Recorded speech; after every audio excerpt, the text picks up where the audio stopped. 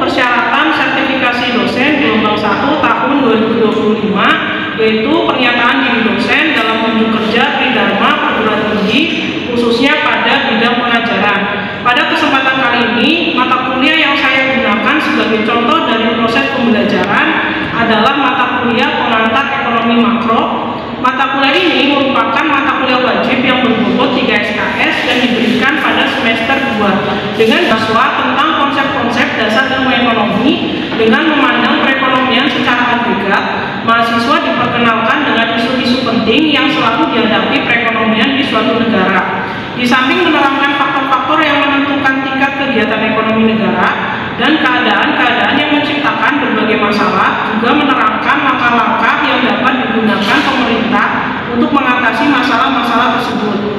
Capaian pembelajaran lulusan, mahasiswa mampu menunjukkan sikap bertanggung jawab atas pekerjaan di bidang keahliannya secara mandiri, menguasai konsep dan teknik menyusun rencana strategis dan menjabarkannya dalam rencana operasional, mampu mengkaji implikasi pengembangan atau implementasi ilmu pengetahuan dan teknologi yang memerhatikan dan menerapkan nilai humaniora sesuai dengan keahliannya berdasarkan akidah, kaidah, tata cara, dan etika ilmiah dalam rangka menghasilkan solusi, gagasan, desain, atau kritik seni, mampu mengambil keputusan secara tepat dalam konteks penyelesaian masalah di bidang keahliannya berdasarkan hasil analisis informasi dan data, mampu beradaptasi, bekerja sama, berkreasi, berkontribusi, dan berinovasi dalam menerapkan ilmu pengetahuan pada kehidupan masyarakat, serta mampu berperan sebagai warga dunia yang berwawasan luas, mampu melakukan kajian empirik dan pemodelan dengan menggunakan metode ilmiah pada berbagai tipe organisasi berdasarkan fungsi organisasi.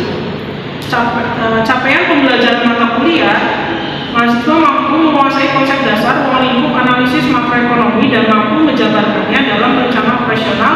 Mahasiswa mampu menguasai konsep dasar penghitungan pendapatan nasional dan mampu menjabarkannya berupa latihan soal dan jawab dalam menghitung pendapatan nasional, mampu menguasai konsep dasar penentuan kegiatan ekonomi, mampu menguasai konsep dasar keseimbangan ekonomi dua sektor, dan mampu menjabarkannya dalam bentuk sirkulasi aliran pendapatan, tabel, dan kurva, mampu menguasai konsep dasar keseimbangan ekonomi tiga sektor dan mampu menjabarkannya dalam bentuk sirkulasi aliran pendapatan, tabel, dan kurva, mampu menguasai konsep dasar keseimbangan perekonomian terbuka dan mampu menjabarkannya dalam bentuk sirkulasi aliran pendapatan, tabel, dan kurva, mampu menguasai konsep dasar keseimbangan ADKS dan mampu menjabarkannya dalam tabel dan kurva, mampu menguasai konsep dasar penawaran uang dan kegiatan ekonomi negara, serta mampu melakukan kajian empirik dan pemodelan dengan menggunakan kurva, mampu menguasai konsep dasar pengangguran, inflasi, dan kebijakan pemerintah, serta mampu melakukan kajian empirik dan pemodelan dengan menggunakan kurva, mampu menguasai konsep dasar perdagangan luar negeri, proteksi, dan globalisasi, serta mampu melakukan kajian empirik dan pemodelan dengan menggunakan kurva, mampu menguasai konsep dasar neraca pembayaran, kurs valuta asing, dan kegiatan ekonomi terbuka, serta mampu melakukan kajian empirik kebijakan memindahkan perbelanjaan, mampu menguasai konsep dasar pertumbuhan dan pembangunan ekonomi, serta mampu melakukan kajian empirik dan pendapatan per kapita dan purchasing power parity. Sub CPM mata kuliah adalah mahasiswa mampu mengingat dan memahami teori terkait ruang lingkup analisis makroekonomi, mampu mengingat memahami teori terkait konsep dasar penghitungan pendapatan nasional, menjabarkan dan mampu mensimulasikan penghitungan pendapatan nasional, mampu mengingat dan memahami teori terkait konsep dasar penentuan kegiatan ekonomi, mampu mengingat dan memahami teori terkait konsep dasar keseimbangan ekonomi dua sektor, mengkaji dan menjabarkan dalam bentuk sirkulasi aliran pendapatan, tabel, dan kurva, mampu mengingat dan memahami teori terkait perekonomian tiga sektor, mempelajari, mengkaji, dan menyimpulkan gambar aliran kurva, mampu mengingat dan memahami teori terkait konsep dasar keseimbangan perekonomian terbuka, menjabarkan dan mampu mensimulasikan keseimbangan perekonomian terbuka dalam bentuk sirkulasi aliran pendapatan, tabel, dan grafik, mampu mengingat dan memahami teori terkait konsep dasar keseimbangan, menguraikan dan mampu mensimulasikan dalam bentuk tabel dan kurva, mampu mengingat dan memahami konsep dasar penawaran uang dan kegiatan ekonomi negara, mensimulasikan dan menganalisis serta menyimpulkan kajian empirik dan pemodelan dengan menggunakan kurva, mampu mengingat dan memahami konsep dasar pengangguran, inflasi, dan kebijakan pemerintah, mengaplikasikan serta menyimpulkan kajian empirik dan pemodelan dengan menggunakan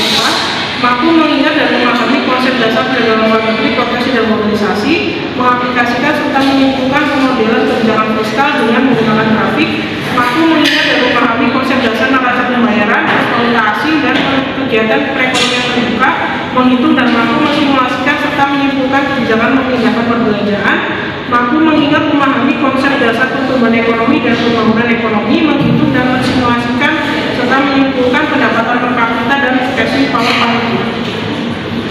Materi pembelajaran: ruang lingkup analisis makroekonomi, penghitungan pendapatan nasional, penentuan kegiatan ekonomi, keseimbangan ekonomi dua sektor, keseimbangan ekonomi tiga sektor, keseimbangan perekonomian terbuka, keseimbangan KDAS, penawaran uang dan kegiatan ekonomi negara, pengangguran, inflasi dan kebijakan pemerintah, perdagangan luar negeri, proteksi dan globalisasi, neraca pembayaran, eksportasi dan kegiatan ekonomi terbuka, pertumbuhan dan pembangunan ekonomi.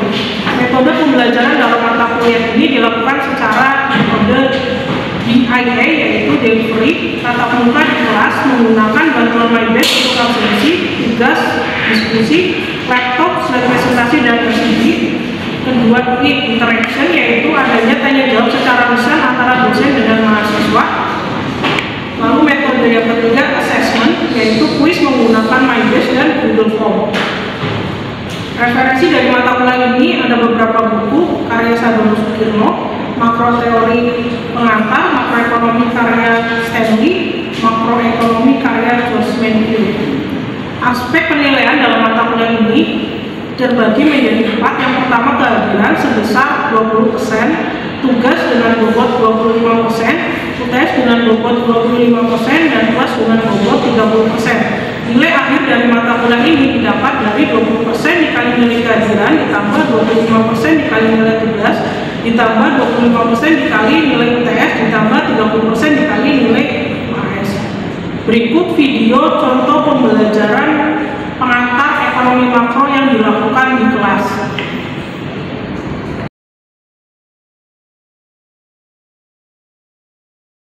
Warahmatullahi wabarakatuh. Selamat siang. Masih semangat?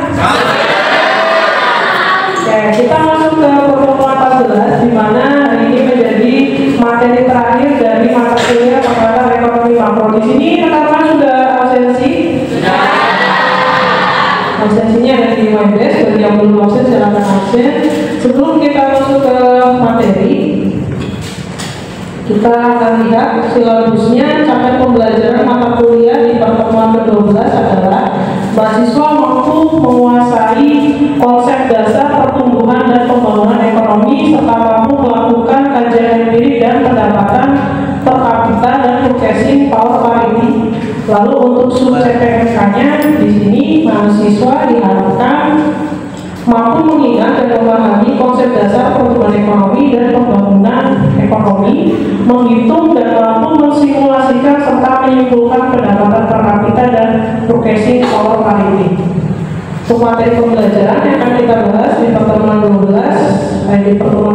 adalah pertumbuhan ekonomi, pembangunan ekonomi, pendapatan per kapita dan cara perhitungannya, perbandingan kemakmuran, pendapatan per kapita dan purchasing power parity, faktor-faktor yang menentukan pertumbuhan ekonomi. Lalu untuk bukunya di sini kita pakai buku dari Sadono Sukirno, untuk teori ekonomi pengantar, dan juga punya review ya tentang pengantar ekonomi makro. Oke, kita masuk ke materi. Materi di pertemuan 14 adalah pertumbuhan dan pembangunan ekonomi. Pertama kita akan membahas pertumbuhan ekonomi. Jadi pertumbuhan ekonomi adalah perkembangan fisik, produksi dan barang maupun jasa yang berlaku di suatu negara. Jadi ada pertambahan jumlah produksi barang maupun jasa yang ditawarkan di negara tersebut. Contohnya produksi otomotif yang awalnya produksi sepeda motor listrik mungkin hanya 500 unit per bulan bisa bertambah menjadi 600 unit per bulan. Itu contohnya. Lalu di sini ada pertambahan jumlah produk barang industri, perkembangan infrastruktur. Perkembangan infrastruktur seperti jalan raya, infrastruktur jembatan, jalan, tol, pelabuhan, dermaga, bandara, stasiun, itu contohnya. Pertambahan jumlah sekolah baik negeri maupun swasta. Kalau kita lihat pertambahan sekolah swasta cukup banyak ya di kita. Ada sekolah swasta internasional, ada sekolah swasta Kristen, sekolah swasta Islam terpadu, sekolah perguruan tinggi swasta, boarding school maupun non-boarding school gitu. Lalu ada pertambahan produksi sektor jasa dan pertambahan produksi barang modal. Tetapi kalau kita melihat data di sini pertumbuhan ekonomi sulit untuk kita mengetahui apakah terjadi pertumbuhan ekonomi atau tidak di suatu negara. Jadi mana kita bisa tahu di sini salah satu indikator untuk mengukur adanya pertumbuhan ekonomi adalah tingkat pertumbuhan pendapatan nasional real yang berlaku. Jadi dilihat dari PDB negara tersebut. Itu untuk pertumbuhan ekonomi.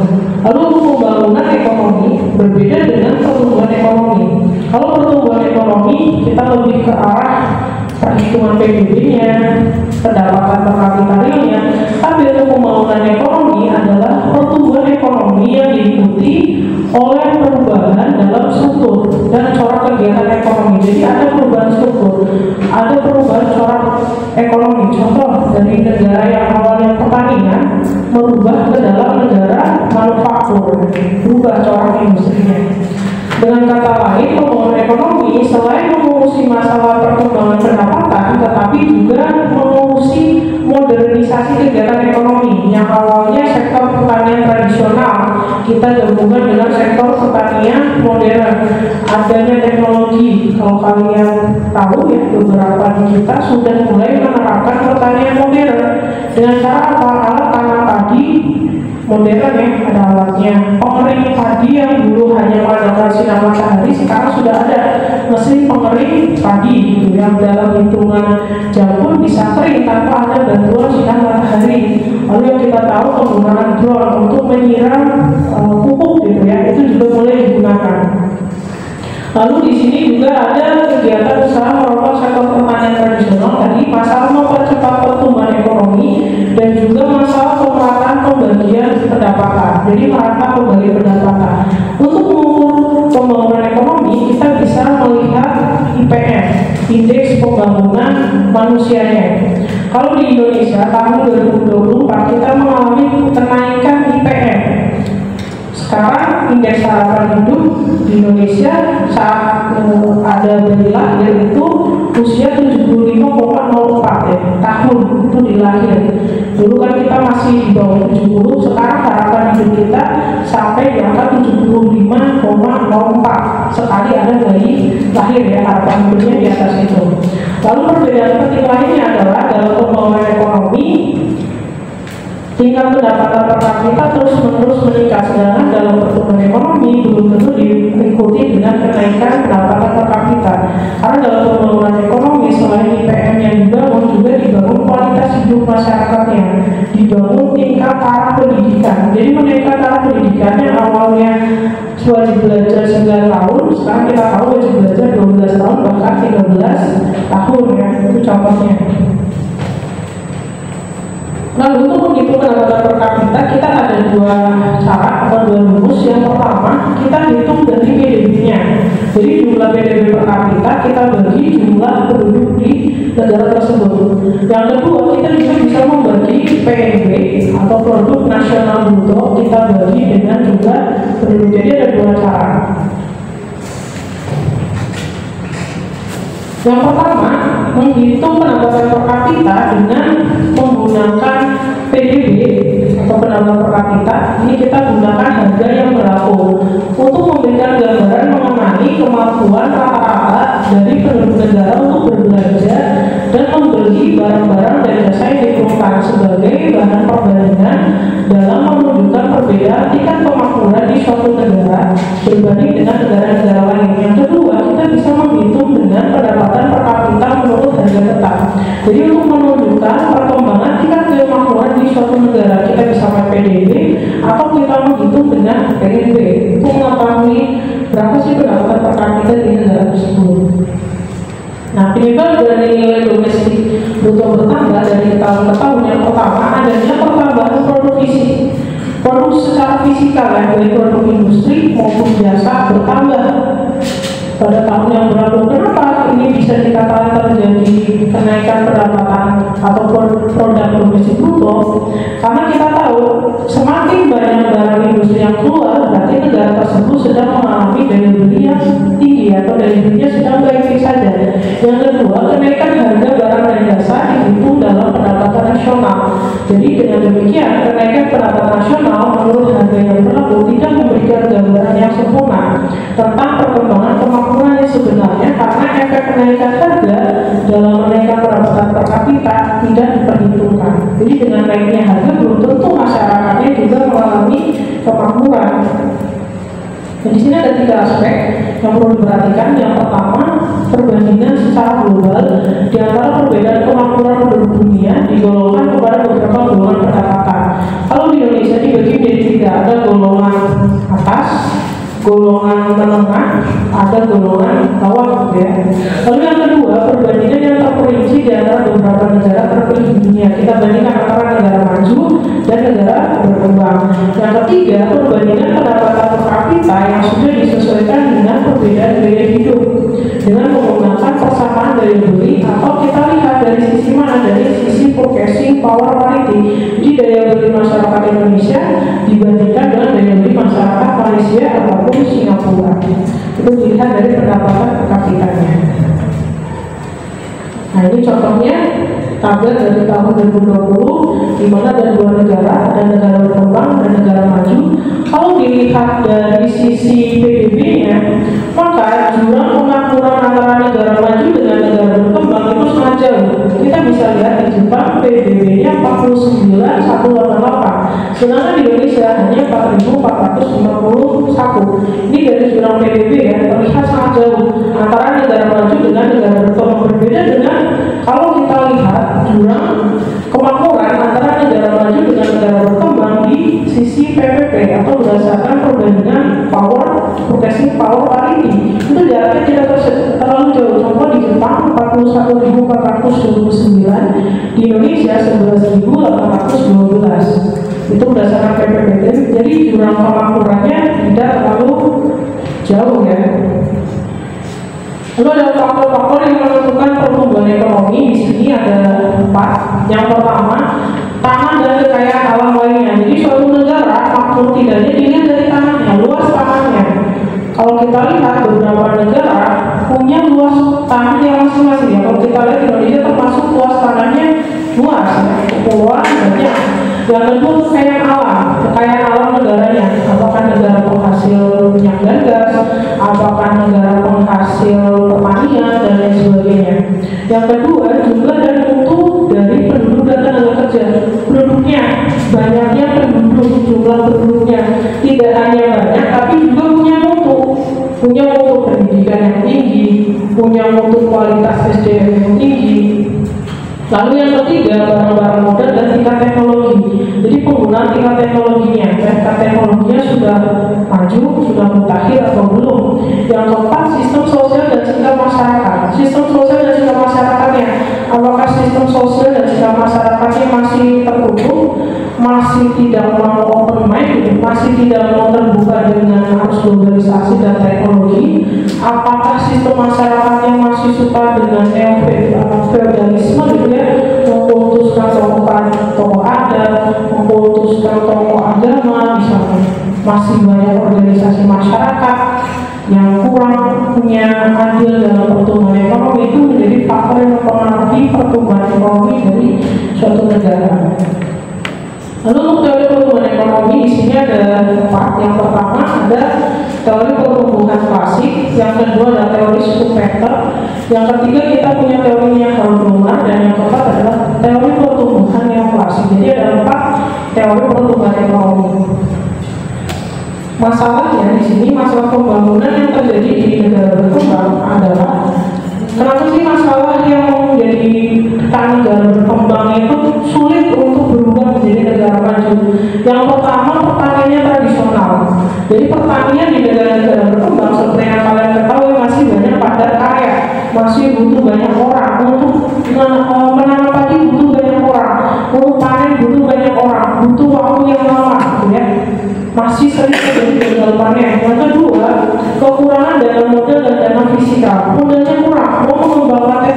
sebenarnya tidak ada. Yang ketiga, peranan tenaga terampil dan berpendidikan masih kurang. Tenaga yang terampil di bidang tertentu masih jarang, tingkat pendidikannya masih rendah. Di negara Indonesia sendiri kita masih kekurangan atau tingkat pendidikannya masih rendah, masih banyak penduduk kita yang didominasi oleh penduduk yang tidak tamat SD. Jadi kalau kalian lihat proporsi tamat SMA, tamat S1, diploma, S2 dan S3 itu masih sedikit. Masih berapa persen? Untuk S3 bisa masih sekitar 1%, S2 hanya 2%, S1 hanya 3,5% misalnya. Lalu yang keempat, perkembangan penduduk pesat. Jadi di negara berkembang biasanya perkembangan penduduk itu besar. Jadi tidak ada masalah dengan kekurangan jumlah penduduk. Beda dengan negara maju yang sampai membuat beberapa program demi kelangsungan warga negaranya itu ada.